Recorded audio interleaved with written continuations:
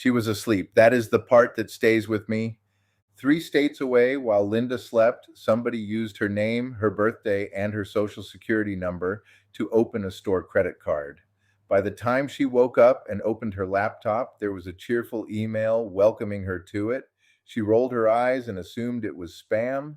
20 minutes later, a second email arrived thanking her warmly for her $4,200 purchase. I'm Brent Gifford, and this is the Digital Safety Playbook. 30 years defending banks, written in plain English for everybody else. Today, the free setting that takes 10 minutes that almost nobody has turned on, and that would have stopped every bit of what happened to Linda. One note before we start: Linda is a composite, a fictional name and scenario built from real identity theft cases I have seen play out thousands of times. The details are invented, the tactics are not. This exact sequence happens to tens of thousands of people every year. Linda is 58 and she does everything right. She shreds her mail before it hits the recycling. She uses a long, strong password on her bank and a different one on her email. She has never once wired money to a stranger, read an account number aloud over the phone, or tapped a link in a text she was not expecting. If you asked her, she would tell you she was careful, and she would be right. After that second email, she started searching, and the morning came apart in her hands. 2 more accounts she had never opened, a car loan application with her name on it, a balance climbing in a city she had never visited. She spent the next 3 hours on hold. Every call started the same way, explaining slowly to a stranger that no, she had not opened this account. No, she did not recognize these charges. Yes, she was sure. Some of them were kind about it, some were skeptical. All of them needed paperwork. By early afternoon, she was exhausted and shaken, and no longer sure how many doors had been opened in her name, or how many more she would find tomorrow. Here is the part that is easy to miss. Linda had not clicked anything. She had not been careless. Her information had been stolen months earlier in a data breach at a company she had nearly forgotten she had done business with. There was no alarm, no warning, no moment she could have caught it. Linda did not get robbed because she was careless. She got robbed because nobody ever told her that having your information stolen and having your identity used are two completely different things, and that one free setting stands between them. So let me tell you the thing nobody tells you. You cannot stop your personal information from being stolen. Your name, your birth date, your social security number are almost certainly already sitting in a database somewhere, taken in one of the hundreds of breaches that happen every year. That part is out of your hands, and it is absolutely not your fault. But a thief having your information is not the same as a thief being able to use it. To open a new account in your name, they need a lender to approve it, and a lender approves it by pulling your credit. If your credit is locked, that pull is refused, the application dies, and your stolen information becomes worthless to them. And think of it this way: your social security number is like a house key that has been copied and passed around. You cannot get all the copies back, and trying is hopeless. A credit freeze does not try to. It changes the lock on the one door that matters. The instant any lender goes to open new credit in your name, they have to check your credit file first, and a freeze tells them the file is sealed. No check, no approval. Every copy of that key now opens nothing. That lock is called a credit freeze. It is free. It is your right under federal law, and it takes about 10 minutes. Stepping out from behind today's story for a moment, I'm Brent. For 30 years, I protected some of the largest financial institutions in the country from exactly the kind of attack you just heard about. Here is what never sat right with me. Those institutions had teams, budgets, and round-the-clock defense. You have yourself. Same criminals, same tactics, almost none of the same protection. That was never a fair fight, and it was never your fault. Nobody handed you the playbook. So every Monday, I write it for you in plain English, no scare tactics. If you want that in your corner, subscribe and stay close. All right, the fix, 5 steps, about 10 minutes. But first, the 3 things that keep people from doing this because none of them are true.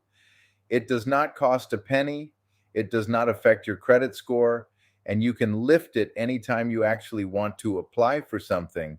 You will place the freeze at each of the 3 major credit bureaus. They are separate companies, which is why all 3 matter. Freezing one and stopping is like locking the front door and leaving the back one open. Step 1, gather your details. About 1 minute. Why? Each bureau asks for the same information, so collect it once and you will not be hunting mid-process. Have your name, your address, your date of birth, and your social security number in front of you. A minute of preparation is all that stood between Linda and the freeze that would have stopped this. Step 2, freeze your Equifax file. About 3 minutes. Why? A freeze blocks any new creditor from pulling your Equifax report, so nothing new can be opened against it. How? Go to Equifax.com and look for credit freeze, then follow the prompts. There is also a phone number if you would rather do it by voice, and it is in this week's post. This freeze alone is the wall the thief who opened Linda's store card would have slammed into. Step 3, freeze your Experian file. About 3 minutes. Why? Experian is a separate company, so the freeze there has to be placed on its own. Nothing carries over. How? Go to Experian.com/freeze. The phone number is in the post. The car loan application filed in Linda's name would have died right here. Step 4, freeze your TransUnion file. About 3 minutes. Why? TransUnion is the 3rd major bureau, and plenty of lenders check it specifically. You do not get to control which one a lender pulls, which is exactly why you cover all 3. How? Go to transunion.com/credit freeze. Again, the phone number is in the post. With all 3 frozen, every lender Linda's thief approached would have hit a locked door. Step 5, save your PIN and freeze your spouse. About 2 minutes. Why? You will need that PIN to lift the freeze later, and every adult has a separate credit file that needs its own freeze. The people who get burned here are not caught by a thief. They locked themselves out and could not find the credentials. How? Store any PIN or password you are given somewhere you will actually find it later, like a password manager. Then repeat all 3 for your spouse and for any elderly parent you help. The protection only covers the files you actually freeze, so cover everyone in the house. So that is the 5. Gather your details, freeze Equifax, freeze Experian, freeze TransUnion, save the PIN and cover your family, and then it stays in place until you decide otherwise. The freeze does not expire, and it will not get in your way day to day. It only does anything when someone tries to open something new. When you genuinely need credit yourself, you log back in or call Thaw It for a few days or for one lender, and it relocks afterward. Lifting and refreezing is free every time by law. One more thing worth 30 seconds. Children are targeted precisely because nobody checks a 7-year-old's credit for a decade. You can freeze a minor's file with each bureau as well. Now walk back through Linda's morning with all 3 in place. A frozen Equifax file declines the store card before that first cheerful email is ever sent. A frozen Experian file kills the car loan application. A frozen TransUnion file blocks the next lender and the one after that. The thief, finding a locked door at every bureau, moves on to an easier target because a frozen file is not worth their time. Her information would still have been stolen. There is nothing she could have done about that. But stolen information that cannot be used is just data sitting in a file. 3 bureaus, 10 minutes, 1 stolen identity rendered useless. That is the whole difference between they have my details and they drained my life. And if you do nothing, every month there is another breach and the odds accumulate quietly in the background. This is not a threat that announces itself. Linda's arrived while she was asleep. This free guide gives you the freeze, which is the single most important move. If you want it turned into a guided 2-day weekend, with the bank and utility freezes the big three do not cover, an email security audit, data broker removal, and a recovery file you build before you ever need it. That is the Identity Theft Prevention and Recovery Sprint at $19.99. Paired with the Financial Account Protection and Data Broker Removal Playbooks, it is the Identity Defense Bundle at $39.99. Both links are in this week's post. And if you would rather have the whole library, the all-in bundle collects all 26 Digital Safety Playbook guides for $209.99, about 61% off buying them one at a time. Same place, and the link is in the post. To be clear, the 5 steps you just heard stand completely on their own. You do not need to buy anything to be safer tonight than you were this morning. Now, this week is one of the weeks with a second post, and I want to tell you about it plainly rather than let you stumble across it. Alongside this free guide, there is a paid post on Substack called the Identity Protection System. It is the system these 5 steps belong to, how identity theft actually works, the existing account and email checks most people skip, the warning signs that mean check today, and a step-by-step recovery sequence for the first 72 hours. It comes with a 7-page printable identity defense pack, including a freeze and alert quick reference with all 3 bureaus in one place, and a fill-in incident log for documenting every call. That one is for paid subscribers, and it is on the site now. There is also an advanced move at the end of this free post, and it is the natural next move after the freeze. The freeze stops anyone opening new credit in your name. What it does not cover is the accounts and the identity you already have. A thief blocked from new credit may still slip into an existing account, file a tax return in your name, or quietly reroute your mail. The advanced move is a simple early warning system, so the instant anyone tries, your phone buzzes and you stop it in minutes instead of months. Free, about 20 minutes to set up once, and almost nobody does it because nobody tells them it exists.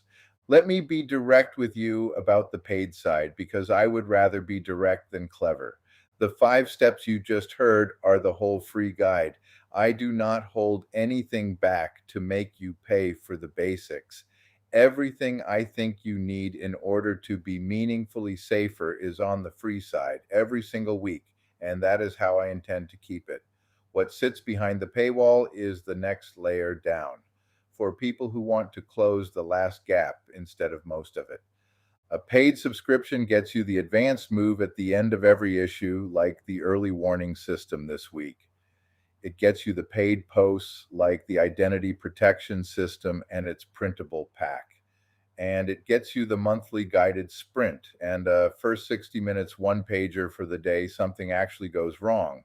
The one you want already printed, not the one you go hunting for at 11 at night.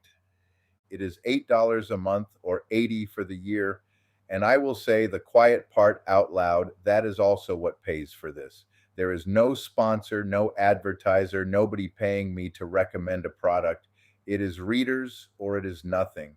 If this has been worth something to you, subscribing is how it keeps going, and you get the deeper layer every week for it. To read this issue or to subscribe, go to the Digital Safety Playbook on Substack and look for the post called "Her Identity Was Stolen While She Was Asleep." That is the Digital Safety Playbook. New here? Subscribe. And every Monday you will get one practical guide. No jargon, no fear-mongering, just the next thing worth doing. I'm Brent Gifford. And one disclosure, because this publication is about knowing what is real. This narration was made with a licensed clone of my own voice, reading words I wrote myself. Same technology, the people on the other side are learning to use, pointed at something honest. Now go freeze your credit. 10 minutes, 3 websites, no cost. It is the highest value 10 minutes in this entire publication.